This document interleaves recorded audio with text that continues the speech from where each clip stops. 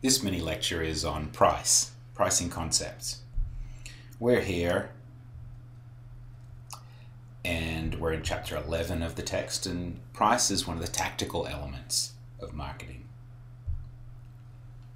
Now, price reflects the sacrifice that a customer is willing to make. It's not just about money too, there are other things involved, and sometimes we don't take all of those into account. For example, we can see shipping costs when we pay for something online, but we don't take into account our own travel costs if we go pick it up sometimes into the overall cost of a product. Price is very important too, because it's the element of the marketing mix that allows an organization to capture value. It can be changed quite quickly, and it's probably the easiest of the elements to change of the 4 Ps.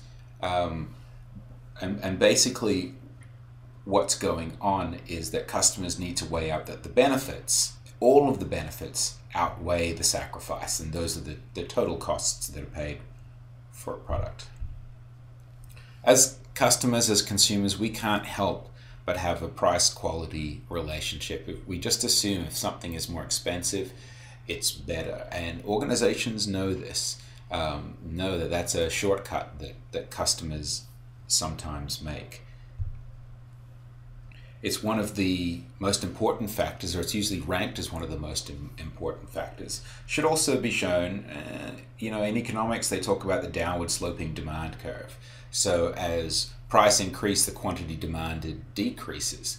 And that holds for most products, but then some it doesn't. It's actually upward sloping or U-shaped or inverted.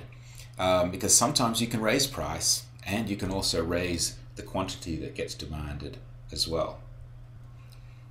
I want to talk about the 5 C's of pricing. It gives us a good indication of the factors that need to be taken into account when an organization is setting its price. First of all, competition. So what competitive forces are out there? What are competitors doing? And then remember here that we're talking about competition for the same needs. So it doesn't have to be exactly the same product, but if it's entertainment, for example, then what are all the competitive products out there that entertain people? And those are your competition, and what prices are they charging for those? And so that needs to be taken into account. The company's objectives and cost structures. You can't price below your costs for the long term, or you'll go out of business. And companies have objectives as well, and they have shareholders and owners, and so they need to make certain objectives financially, and so price helps them with that. When products are priced well, they capture the value that's in the product and can help an organization meet its goals. Customers, what are they willing to pay?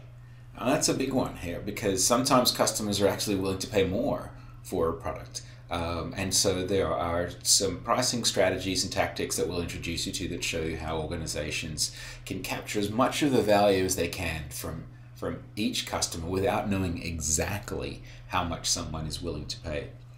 Channel members is the 5th C, and you'll need to work with channel members or collaborators.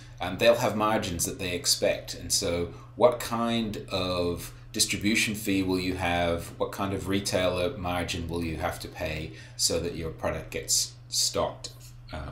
And those have to be taken into account when you're pricing your own product. Now I'll give you a 6th C, and that is context. And so when organizations are deciding on what to charge, they need to know what's going on in the outside world. Is it high unemployment, low interest rates? What about the currency exchanges and things like that? That all has a factor in how a product is priced.